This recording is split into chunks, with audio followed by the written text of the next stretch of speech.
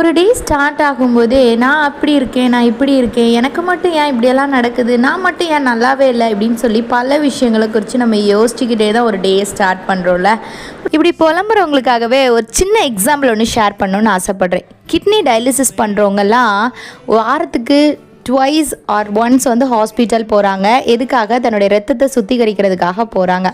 அதில் ஒருத்தவங்க சொன்ன ஒரு விஷயம் என்ன தெரியுமாங்க? டாக்டர் வந்து அவங்களுக்கு கொடுத்த அட்வைஸ், ஒரு நாளைக்கு 800 ml ஆஃப் வாட்டர் தான் அவங்க குடிக்கணும் அப்படின்னு சொல்கிறாங்க. இந்த வாட்டர் அப்படின்ற விஷயத்தில் அதில் டீ, காஃபி, அவங்க எடுக்கிற சாம்பார், தண்ணி எல்லாமே இதில் அடங்கிடும். ஒரு நாளைக்கு 800 ml தான் குடிக்கணும் அப்படின்னும் போது அது எவ்வளோ கஷ்டமான ஒரு விஷயம் இல்லை? டெஃபினட்டாக அது ரொம்ப கஷ்டம்தான். அதுக்கு அவங்க சொன்ன ஒரு வார்த்தை என்ன தெரியுமா? அவங்களுக்கு எப்போல்லாம் தாகமாக இருக்குதோ அப்போல்லாம் வந்து வாய் நிறைய தண்ணி எடுத்துகிட்டு அதை கொப்பளிச்சுட்டு மறுபடியும் ஸ்பிட் பண்ணிடுவேன் அப்படின்னு சொல்கிறாங்க. உண்மையாகவே அதை கேட்கும்போது ரொம்ப கஷ்டமான ஒரு விஷயமா இருந்துச்சு. ஆனால் இன்றைக்கி நம்மளோட லைஃப்பில் ஆண்டவர் இப்படிப்பட்ட கஷ்டங்களெல்லாம் அனுமதிக்கவே இல்லைங்க.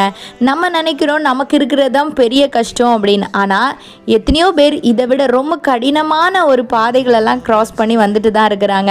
ஸோ அவங்க எல்லாரையும் காட்டிலும் நீங்களும் நானும் விசேஷித்தவர்கள் தாங்க. ஸோ ஒரு நாள் ஸ்டார்ட் பண்ணும்போது ஒரு கிராட்டிடியூட் ஹார்ட்டோட ஆண்டவருக்கு நன்றி சொல்லிகிட்டே ஸ்டார்ட் பண்ணுங்கள். அதுக்கப்புறம் உங்களோட ஒவ்வொரு நடத்துதலையும் ஆண்டவருடைய ப்ரெசன்ஸை நிச்சயமாக உணர முடியும். பெரிய பெரிய நன்மைகளை பெற்றுக்கொள்ள முடியும். May God bless you. Bye-bye.